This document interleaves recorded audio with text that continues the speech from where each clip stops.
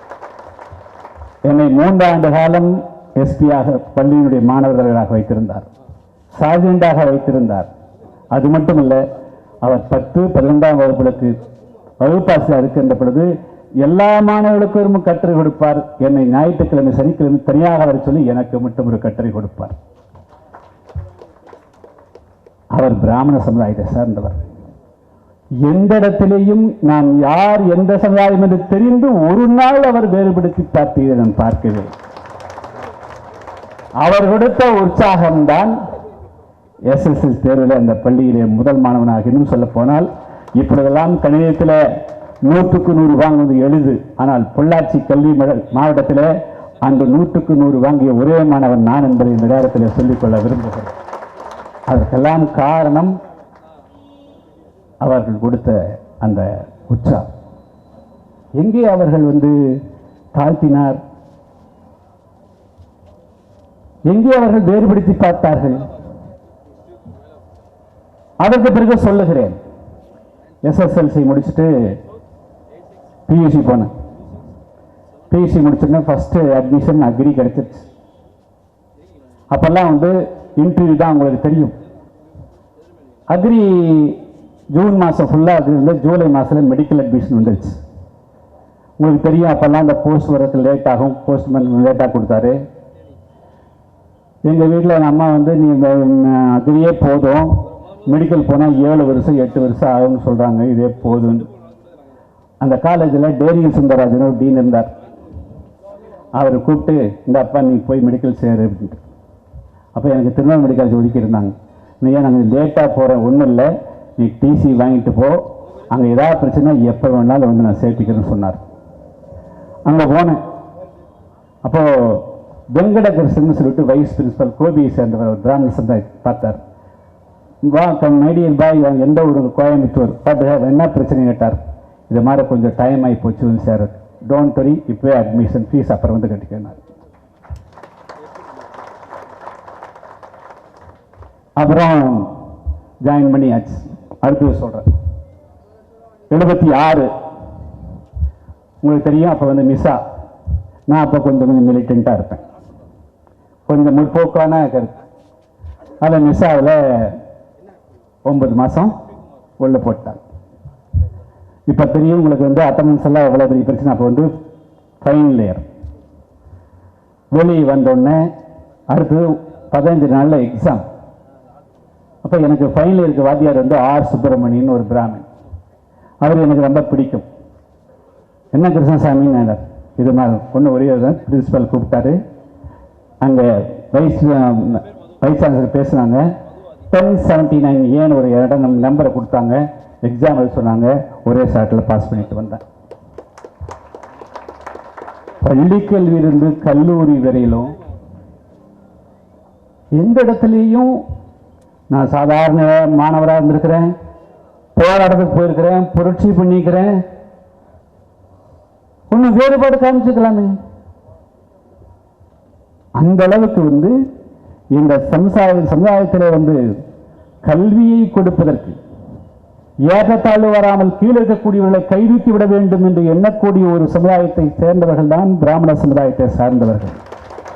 ஆனால் திட்டமிட்டு ஒரு கற்பனையாக ஒரு தத்துவத்தை உருவாக்கி பிராமணர்கள் தான் இந்த ஒட்டுமொத்த சமுதாயத்துக்கு எதிரி என்று சொல்வது எந்த விதத்திலேயும் இனிமேலும் ஏற்றுக்கொள்ளக்கூடிய தத்துவம் அல்ல.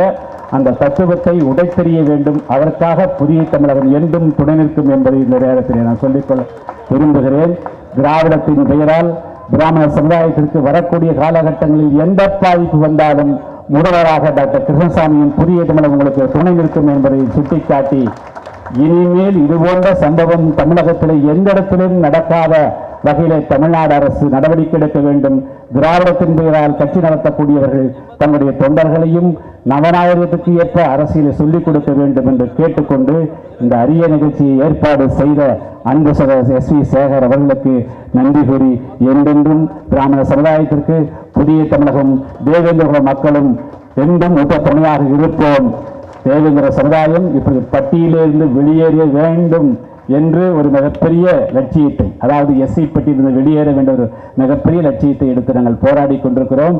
மே மாதம் 6ஆம் தேதி விருதுநகரில் ஒரு மிகப்பெரிய மாநாட்டையும் ஏற்பாடு செய்திருக்கிறோம்.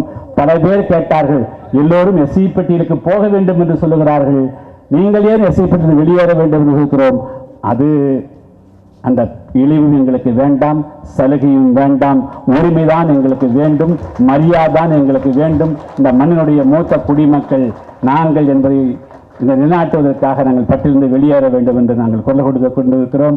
அந்த வகையில் இந்த நாட்டில் இருக்கக்கூடிய அனைத்து சமுதாய மக்களும் தமிழராக, இந்தியராக அடையாளப்படுத்தப்பட வேண்டும் என்பதுதான் ஒற்றை கோரிக்கையாக, ஒற்றை லட்சியமாக நம்முடைய லட்சியமாக இருக்க வேண்டும் என்ற அடிப்படையில் என்றும் புதிய தமிழகம் உங்களுக்கு கூட்ட துணையாக இருக்கும் என்பதை கூறி விடைபெறுகிறேன். நன்றி, வணக்கம்.